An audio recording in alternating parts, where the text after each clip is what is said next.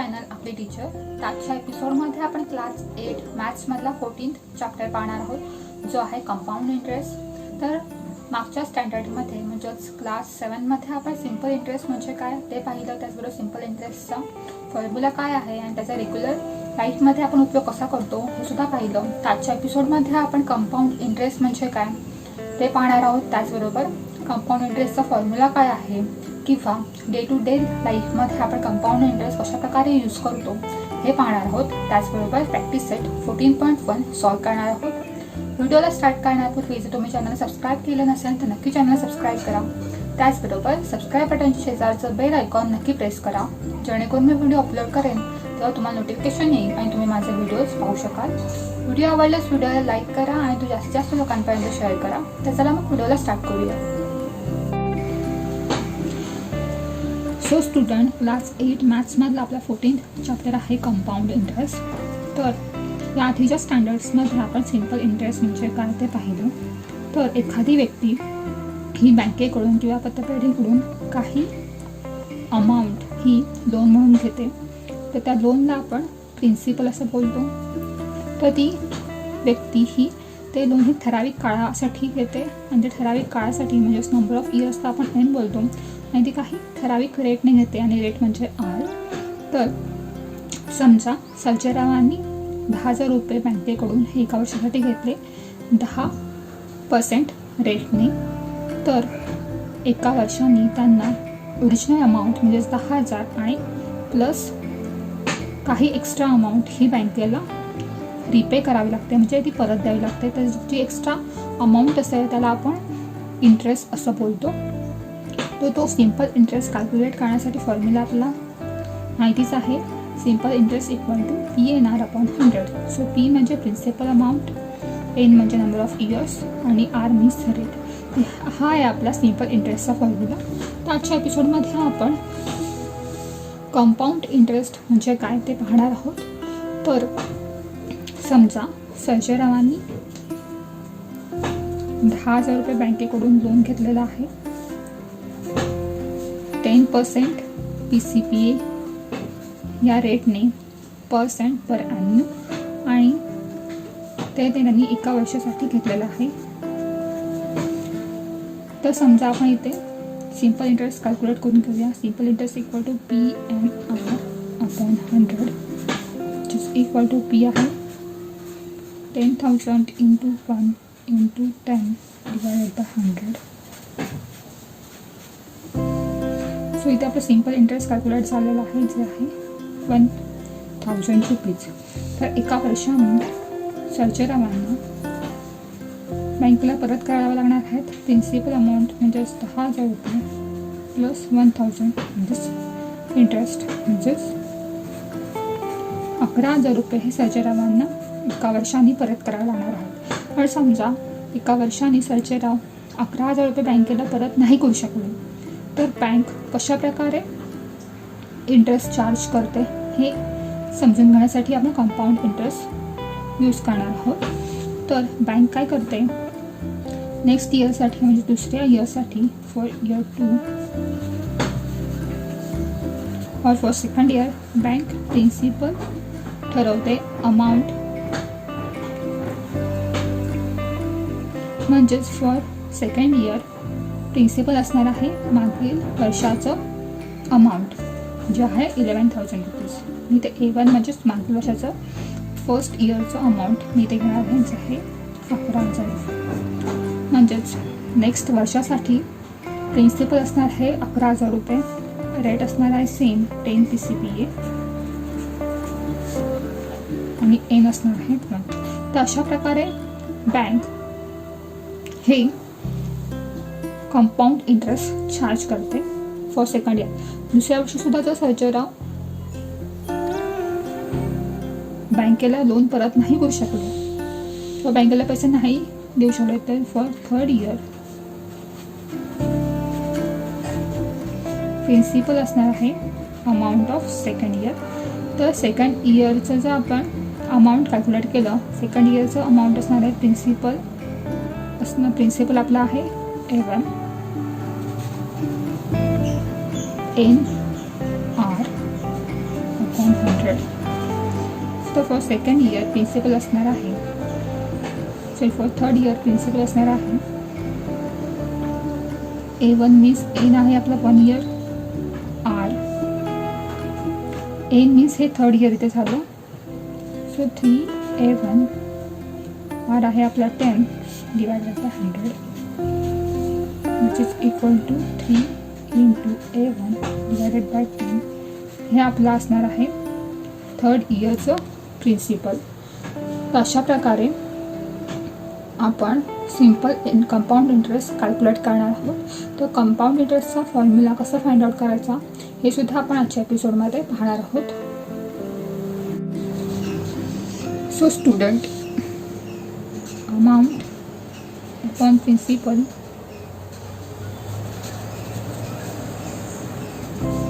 (110/100) हा जो रेशो आहे अमाऊंट अपॉन प्रिन्सिपल, हा रेशो हा कॉन्स्टंट राहतो कोणत्याही इयरसाठी किंवा नंबर ऑफ इयरसाठी. तर इथे आपली अमाऊंट असणार आहे फर्स्ट इयरसाठी A1, आपला प्रिन्सिपल असणार आहे P which is equal to 110/100. So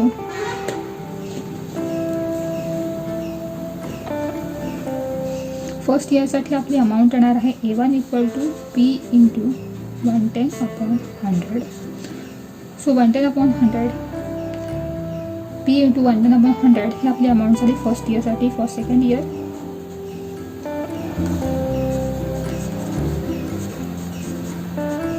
आपली अमाऊंट असणार आहे A2 अपॉन आपलं प्रिन्सिपल असणार आहे फर्स्ट इयरचं amount which is equal to A1 which is equal to 110/100.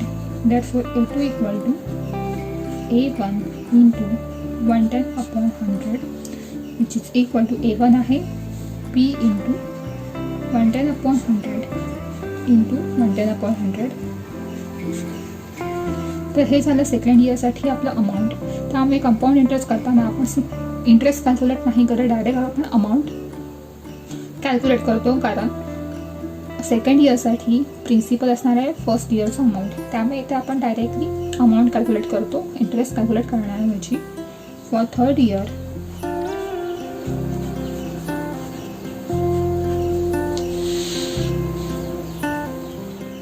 Amount असणार आहे A3, प्रिन्सिपल असणार आहे A2, म्हणजेच सेकंड इयरचं amount which is equal to 110/100. So A3 equal to A2 into 110/100 which is equal to A2 म्हणजेच P into 110/100 into 110/100 into हे 110/100 म्हणजे 110/100 हे आपण 3 टाइम्स मल्टिप्लाय केलं, इथे त्यांचं 3 टाइम्स मल्टिप्लिकेशन केलं, त्यामुळे 110/100 हे आपण अशा प्रकारे सुद्धा देऊ शकतो 110/100 raised to 3. So A3 equal to, so हा आहे आपला सिम्पल इंटरेस्टचा फॉर्म्युला. तर समजा for R PCPA and for n years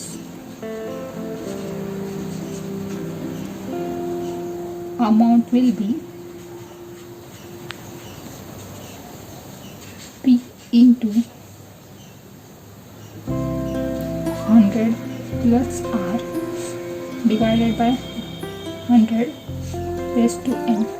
so इथे थर्ड इयरसाठी आपण 110/100 हे 3 टाइम्स मल्टिप्लाय केलं म्हणून ते रेस्ट टू 3 आले. त्यामुळे एन नंबर ऑफ इयरसाठी येणार आहे P into 110/100 raised to n. त्यामुळे हे एन इथे आला आणि 110 प्लस आर मी इथे का घेतलं तर 10 हा आपला इंटरेस्ट होता. तर समजा 100 रुपीज जर आपलं ओरिजिनल प्रिन्सिपल असेल तर 10% रेटसाठी आपला इंटरेस्ट येणार आहे 10 रुपीज. त्यामुळे 100 + 10 इज इक्वल टू 110 रुपीज. त्यामुळे हे आपलं आलं फायनल अमाऊंट.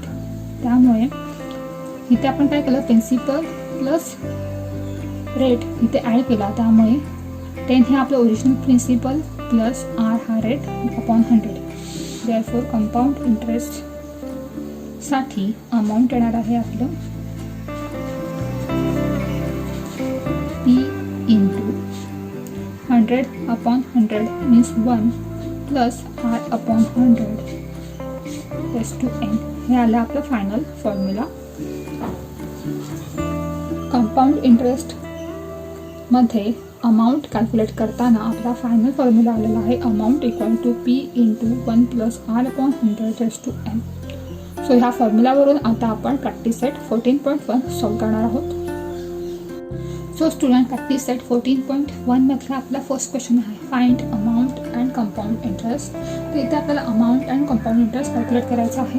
तर त्यामध्ये आपला फर्स्ट क्वेश्चन आहे प्रिन्सिपल पण दिले 2,000 रुपये, रेट आहे 5 PCPA आणि इन आहे 2 मीन्स नंबर ऑफ इयर्स आहे 2. So for compound interest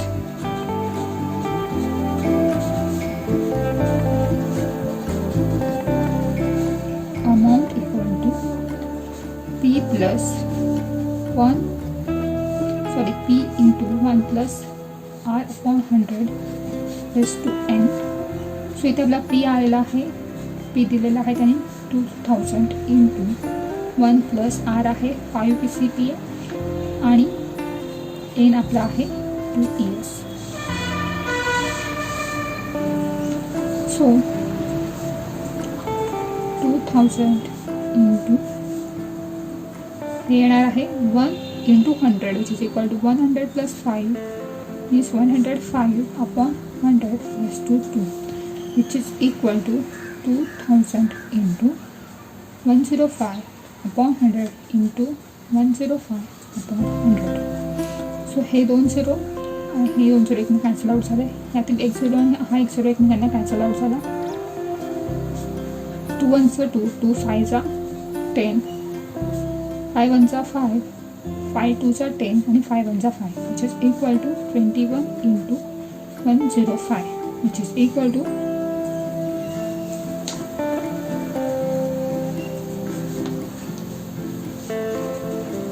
2205. So आपला अमाऊंट आलेला आहे 2205. Compound interest equal to amount minus principal which is equal to 2205 minus 2000 which is equal to 205. त्यामुळे आपला कंपाऊंड इंटरेस्ट आलेला आहे 205 आणि आपलं अमाऊंट आलेलं आहे 2205. आपला सेकंड क्वेश्चन आहे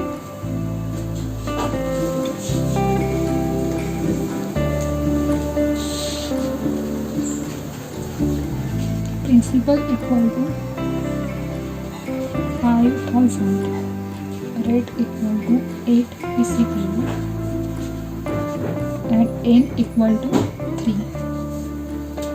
So for compound interest amount equal to P into 1 plus R/100 raised to n.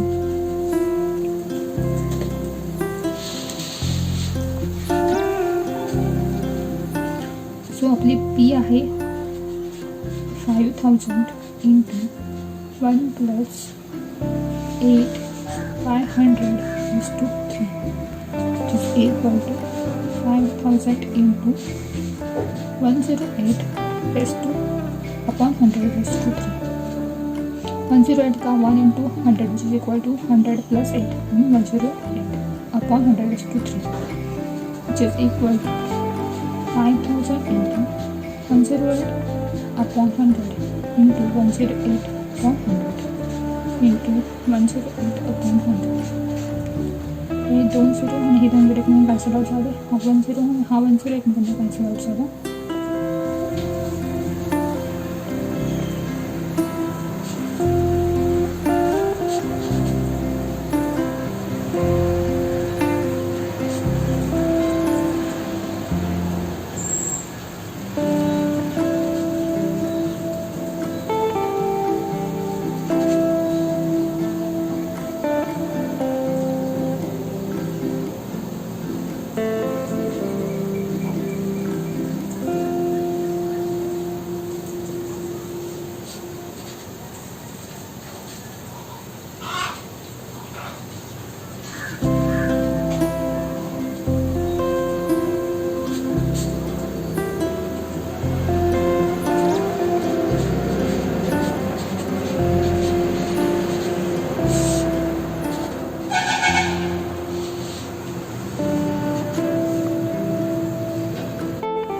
So student आपला अमाऊंट आलेला आहे 6,298.56.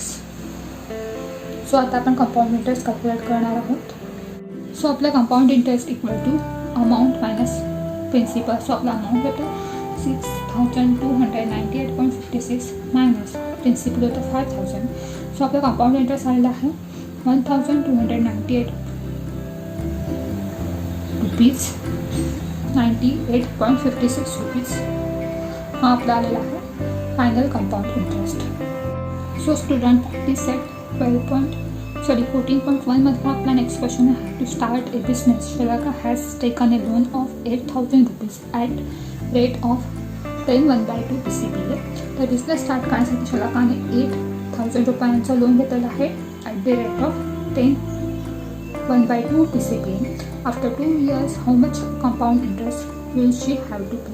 सो 2 वर्षांनी तिला किती कंपाऊंड इंटरेस्ट पे करावं लागेल हे त्यांनी विचारलेलं आहे. सो इथे प्रिन्सिपल आहे गिव्हन.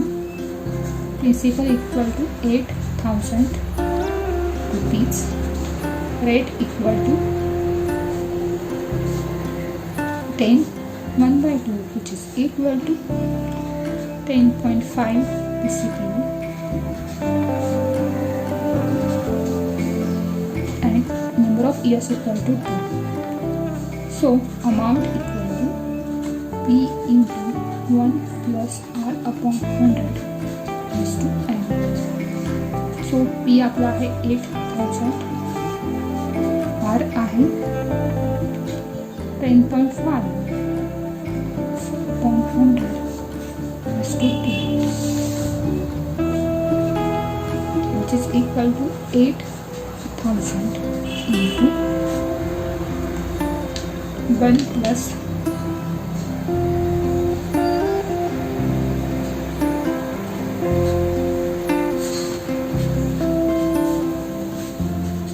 सो तिथे 1000 का केलं. सो मला हा पॉईंट आहे जो डेसिमल पॉईंट आहे तो मला नको होता म्हणून मी 10.5ला 10ने मल्टिप्लाय केलं. त्यामुळे मला 100ला सुद्धा 10ने मल्टिप्लाय करावं लागलं. त्यामुळे 105 अपॉन 1000 हे आपला आन्सर आलेला आहे. जसे equal to 800 into 1000 into 1 which is equal to 1000 plus 105 which is equal to 105 upon 1000 into 1105 upon 1000. So इथे रेस टू 2 आहे म्हणून इथे मला 2 वेळा मल्टिप्लिकेशन करावं लागेल. सो हे 3 0 हे 3 0 कॅन्सल आउट झाले आणि आपलं फायनल आन्सर येणार आहे 8 into 1105 into 1105 upon 1000.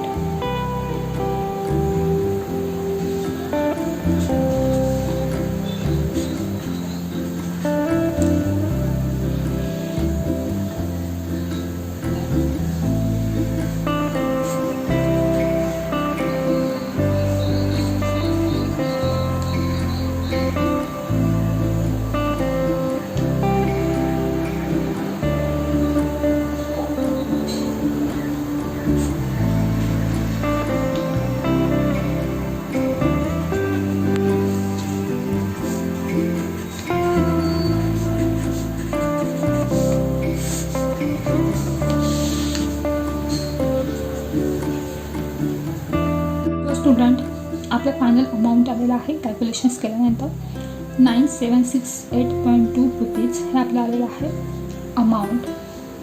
So compound interest equal to amount minus principal. So आपला अमाऊंट आहे 9762.2 मायनस प्रिन्सिपल आपला आहे 8,000. सो आपलं कंपाऊंड इंटरेस्ट आलेलं आहे 1,768.2 rupees. therefore Shalaka has to pay 1,768.2 rupees as compound interest to bank. Student practice set 12.1 मध्ये जी उरलेले examples आहेत ते तुम्ही अशाच वेळेने सॉल्व्ह करू शकता. जर तुम्हाला काहीही डाऊट असेल तर तुम्ही मला कमेंट सेक्शनमध्ये विचारा. सो फ्रेंड्स, तुम्हाला आजचा एपिसोड कसा वाटला हे नक्की कमेंट सेक्शनमध्ये कळवा. व्हिडिओ आवडल्यास व्हिडिओला लाईक करा आणि चॅनल सबस्क्राईब करायला विसरू नका. आपण पुन्हा भेटूया अशाच एका नवीन व्हिडिओमध्ये. तोपर्यंत बाय बाय.